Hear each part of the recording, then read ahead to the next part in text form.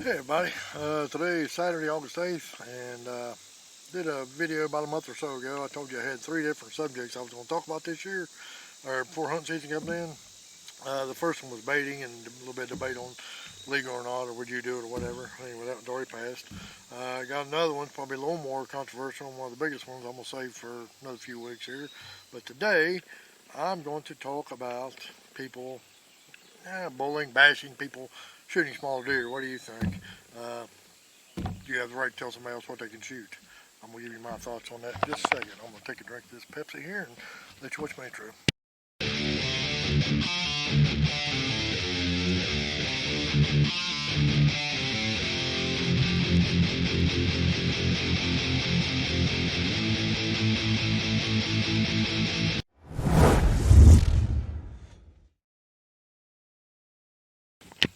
Alright guys, I'm back, and like I said, today's video is basically, and I've seen a video clip of Ted Nugent, and I was trying to find it, and I cannot find it anywhere, and I was going to play it right here in the beginning of the intro.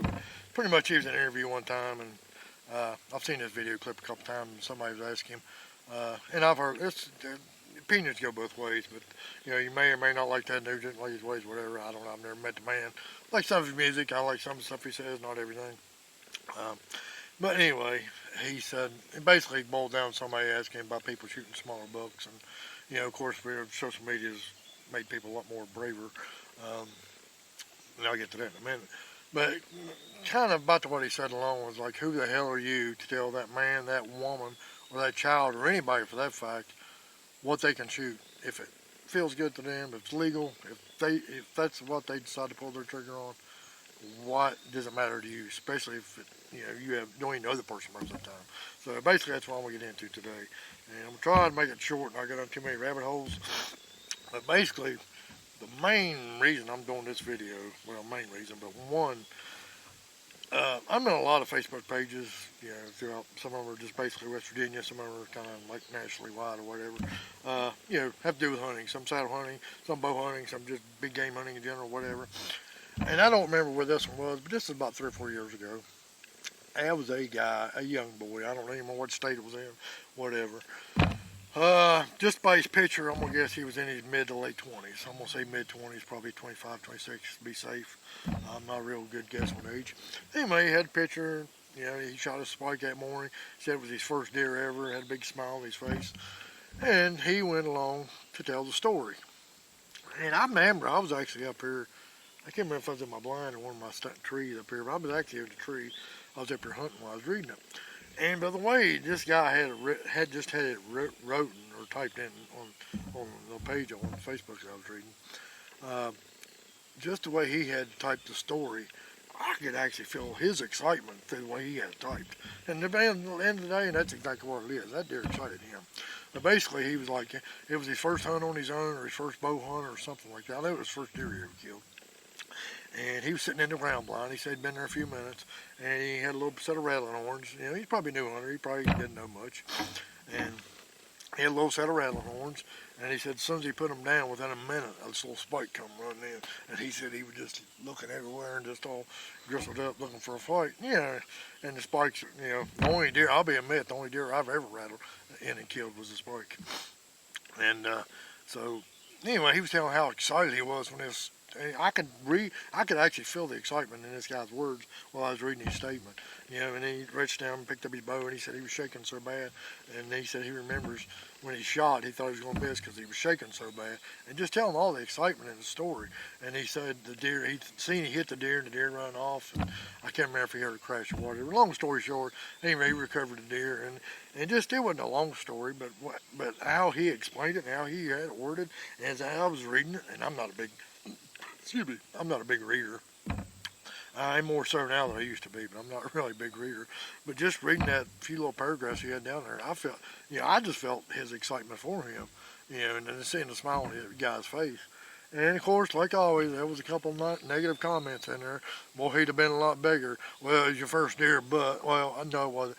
I guess it's okay for this time because it was your first deer. Or, and some people just downright nasty. I'd never shoot a spike. I don't care if it is my first deer. There was only a handful like that, and the majority of the people was getting on other people's asses. And You know, of course, everybody else, most of the majority was positive.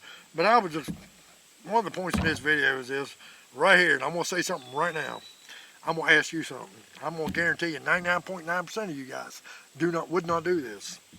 Back in the old days, and I say old days, may still be something around, but I'm getting ready to turn 60 here next week. So back in the old days, we used to have to take them to a game checking station. So I'm going to ask you, you guys that like to get on here and badmouth people that shoot something that you wouldn't shoot, that not even somebody that you know, and not even a deer, regardless how old it gets, that you would ever even lay eyes on to begin with. So why the hell does it matter to you? Okay, so back to my opinion on this. Okay, it's easy if you get in here and type something nice negative comment and stuff, get on somebody, say something mean to somebody because you're hiding behind a computer. Okay, if we didn't have this anymore and you still had check-in stations, you pulled up and that same boy was in there telling the same story to anybody that walked by and listened to him at a check-in station, and you looked down and you thought the same sentiments. I would never shoot that even if it was my first deer. Would you still walk over to that boy and type everything you would type on this thing, or would you just bite your tongue and talk to yourself, or wait till you and your buddy got into the store and start talking trash about him out? I guarantee you wouldn't do it to his face then, so why do it on here? Anyway, that's just a little rant that I was going to get on. And just one of my pet peeves I can't stand. Yeah, there's a lot of bullying and crap. It's always been throughout the world. Now I said, I guarantee you, 99.9% of you guys that would get on here and run your mouth about somebody shooting somebody that you would not shoot, I guarantee you, face to face, you would never say one word to them. You wouldn't like it. You'd probably have the same thoughts, the same words, but you would walk right by and wouldn't say nothing to their face. And I think that's cowardly. So, not that you should do that anyway, you know. But then again, on the other hand, that's your opinion. You don't want to shoot small deer, you don't like what other people do, that's fine. But, yeah, that's your opinion. But you can't force that on somebody else. And it kind of brings me into the next step of this video. I wrote down, I think, 3 things that are probably maybe okay to tell people when and what they can shoot. And I'll be honest with you, I really don't agree with 2 of these. The first one is if you're a parent or a family member or somebody that's taking somebody hunting for the first time, or somebody that doesn't have a lot of experience, or maybe somebody that has a handicap, they can't hunt on their own, you're helping them or whatever. Yeah, I know parents like, oh, I ain't gonna let my son shoot a deer. I just want to shoot big deer. I'm gonna start him out shooting him deer. I'm not gonna let him shoot. It's on you. If you're a parent that does that, or a guardian, or somebody takes them out shooting, and you don't let them shoot smaller deer because you don't, even though they're new at the game, I don't agree with that. But if you do that, that's on you. Number 2, if you're on a lease, and I did throw state in this because I'm gonna throw state in just for a second. Here in West Virginia, we have multiple public lands throughout the state, run by the state, but government, state and federal lands. Now, I don't think it's too much on the federal lands, I don't think, but there's a bunch of state lands. Now, not all of them, but there's a bunch of them, and unfortunately, the one I hunt on has a 1 buck limit, and it's been like this for years, even before we went to a 2 buck limit. There's a 1 buck limit for the whole season. You get one with bow, you're done. You can't gun hunt for a buck anyway.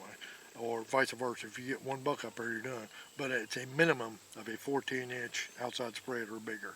And, I really don't agree with that, especially, people laugh when you say, well, public land is our land.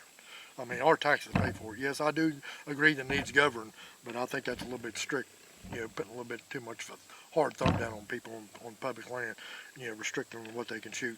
If you want to keep it at a 1 buck limit, that's fine, but people are going to shoot what they want to. Now, back to leases. Now, Jody, J&J, if he's on this channel, or maybe some of you guys are in leases, I think Jody can jump over here. I'm pretty sure the lease that he is on does not have a restriction, because I've never heard him mention it, and I've heard him talk about some other deer being taken off there, and so I'm pretty sure that his don't have a restriction on it. Now, that's a lease I would probably join, but I'm not going to join a lease where guys will go, you can only shoot a 150-inch 8-point or bigger, and you can't shoot nothing, blah, blah. I'm not joining a lease like that. I'm sorry. And if I was one of the founding members of that lease, that would be one thing that I would buck. I'm like, no. If you want to do that, that's fine. And it probably wouldn't work, because I know most of the leases are tied up like that. It's because of guys that think like that. And that's perfectly fine. If everybody's in agreement with it, and that's your thing, then if I come to you to join your lease, and you say, okay, this is the rules, and I have the right to say, okay, no thanks. But if you're on a lease that says, yeah, you can only maybe shoot 1 or 2 bucks, but you can shoot whatever you want, hey, I'd be more interested in joining. So if you own a lease, and this is goes to the state too, I don't agree with 100% you telling people what they cannot shoot.